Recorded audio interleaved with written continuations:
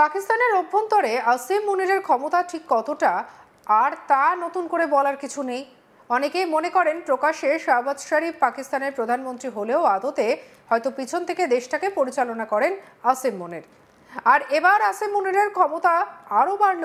পাকিস্তানের প্রথম chief of defence forces বা সিডিএফ পদের দায়িত্ব পেলেন আসিম মুনির। আর এর ফলে পাকিস্তানের সেনা, বায়ু এবং নৌসেনার দায়িত্ব পরবর্তী 5 বছরের জন্য গেল তার হাতে। শুধু তাই নয়, পাকিস্তানের পারমাণবিক অস্ত্রের কমান্ডো থাকবে মুনিরেরই নিয়ন্ত্রণে। এতদিন পর্যন্ত পাকিস্তানে পরমাণু অস্ত্র প্রয়োগ নিয়ে চূড়ান্ত সিদ্ধান্ত নিতেন পাকিস্তানের প্রেসিডেন্ট এবং প্রধানমন্ত্রী। তবে এবার সেই ক্ষমতা গেল মুনিরের হাতে। এই খবর প্রকাশ্যে আসতেই শুরু হয়েছে জোর চর্চা আন্তর্জাতিক মহলে। উল্লেখ্য, কিছুদিন আগে এই মুনিরই বলেছিলেন, যদি মনে হয় আমরা ধ্বংসের পথে এগিয়ে যাচ্ছি তবে অর্ধেক বিশ্বকে সঙ্গে নিয়ে ধ্বংস হব। আমরা পরমাণু শক্তিধর দেশ। এবার সেই মুনিরের হাতেই পাকিস্তানের পারমাণবিক অস্ত্রের নিয়ন্ত্রণ চলে যাওয়া খুব স্বাভাবিকভাবেই গুঞ্জন শুরু করেছে। পাকিস্তানের প্রেসিডেন্ট অফিসের এক্স হ্যান্ডেলের তরফে একটি পোস্ট শেয়ার করা হয়। সেখানে বলা হয়, chief of the army staff এবং চিফ অব ডিফেন্স ফোর্সেস এই দুটি পোস্টেই পাকিস্তানের প্রধানমন্ত্রী শাহবাজ শরীফের সুপারিশ মোতাবেক আসিম মুনিরকে নিয়োগ করা হচ্ছে। তিনি সেই পদে 5 বছর বহাল থাকবেন। অর্থাৎ পাক সেনার একচ্ছত্র আধিপত্য স্থাপনের জায়গায় চলে গেলেন মুনির। আর এখানে উল্লেখ্য যে গত মাসে পাক সংবিধানের 27তম সংবিধান করে সংশোধন করে চিফ অফ ডিফেন্স ফোর্সেস পদটি তৈরি করা হয়েছিল। কিন্তু মুনিরের হাতে এই বিপুল ক্ষমতা দিতে দ্বিধাবোধ করছিলেন পাক প্রধানমন্ত্রী শাহবাজ শরীফ। এমনই তথ্য সামনে আসে। গত সপ্তাহে সেনাপ্রধান পদে মুনিরের 3 বছরের কার্যকালের মেয়াদ শেষ হয়। তখনই অনুমান করা হয় যে তাকে নতুন দায়িত্ব দেওয়া হতে পারে। আর এবার তাকে চিফ অফ ডিফেন্স ফোর্সেস করা হলো।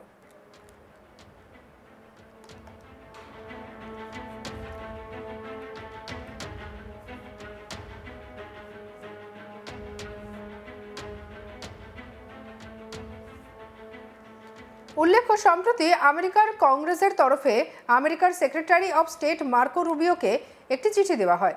সেই চিঠির শুরুতেই উল্লেখ করা হয়, প্রধানমন্ত্রী শাহবাজ শরীফ এবং সেনাপ্রধান আসিম মুনিরের সামরিক সমর্থিত সরকারের অধীনে পাকিস্তানে আন্তর্জাতিক দমন পীড়নের ক্রমবর্ধমান অভিযান এবং মানবাধিকার সংকটের অবনতি সম্পর্কে আমরা জরুরি উদ্বেগ প্রকাশ করে লিখছি।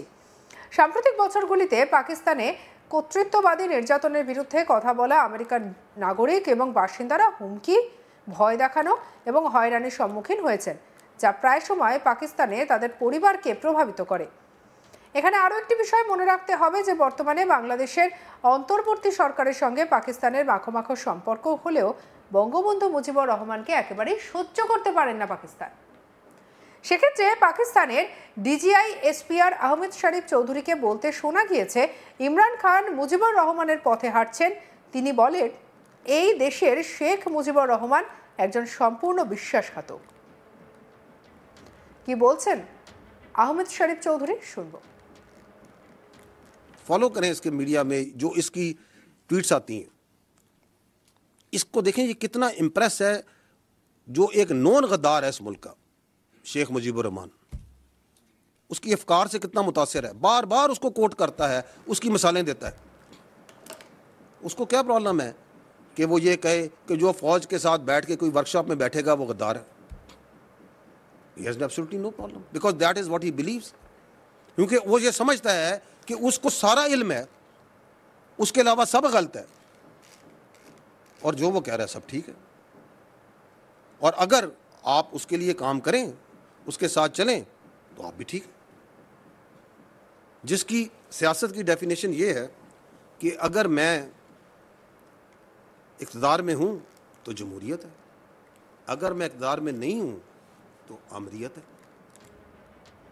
পাকিস্তানের অভ্যন্তরে আসিম মুনিরের ক্ষমতা ঠিক কতটা তার নতুন করে বলার অপেক্ষা রাখে না। অনেকেই মনে করেন যে প্রকাশ্যে শাহবাজ শরীফ পাকিস্তানের প্রধানমন্ত্রী হলেও আদতে হয়তো পিছন থেকে দেশটাকে পরিচালনা করেন আসিম মুনির। আর এবার সেই আসিম মুনিরের ক্ষমতা আরও বাড়ল।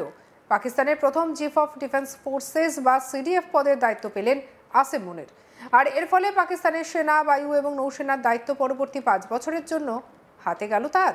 শুধু তাই নয়, পাকিস্তানের পারমাণবিক অস্ত্রের কমান্ডো থাকবে মুনিরেরই নিয়ন্ত্রণে। এতদিন পর্যন্ত পাকিস্তানের পরমাণু অস্ত্রের প্রয়োগ নিয়ে চূড়ান্ত সিদ্ধান্ত নিতেন পাকিস্তানের প্রেসিডেন্ট এবং প্রধানমন্ত্রী। তবে এবার সেই ক্ষমতা গেল মুনিরের হাতে। এই খবর প্রকাশ্যে আসতেই চর্চা শুরু হয়েছে আন্তর্জাতিক মহলে। উল্লেখ্য, কিছুদিন আগে এই মুনিরই বলেছিলেন, যদি মনে হয় আমরা ধ্বংসের পথে এগিয়ে যাচ্ছি, তবে অর্ধেক বিশ্বকে সঙ্গে নিয়ে ধ্বংস হব। আমরা পরমাণু শক্তিধর দেশ। এবার সেই মুনিরের হাতেই পাকিস্তানের পারমাণবিক অস্ত্রের নিয়ন্ত্রণ চলে যাওয়া খুব স্বাভাবিকভাবেই গুঞ্জন শুরু করেছে।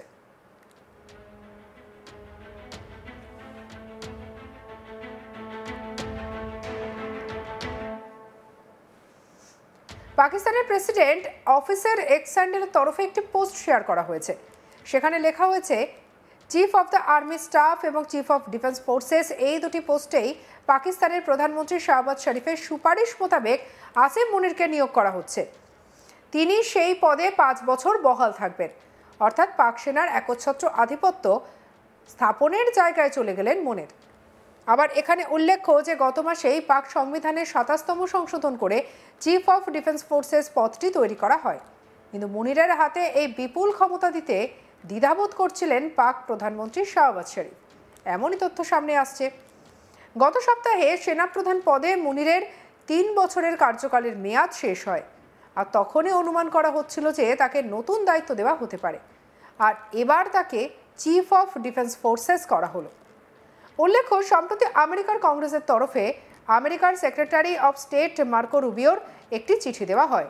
সেই চিঠির শুরুতেই উল্লেখ করা হয় যে প্রধানমন্ত্রী শাহবাজ শরীফ এবং সেনাপ্রধান আসিম মুনিরের সামরিক সমর্থিত সরকারের অধীনে পাকিস্তানের আন্তর্জাতিক দমন পীড়নের ক্রমবর্ধমান অভিযান এবং মানবাধিকার সংকটের অবনতি সম্পর্কে আমরা জরুরি উদ্বেগ প্রকাশ করে লিখছি।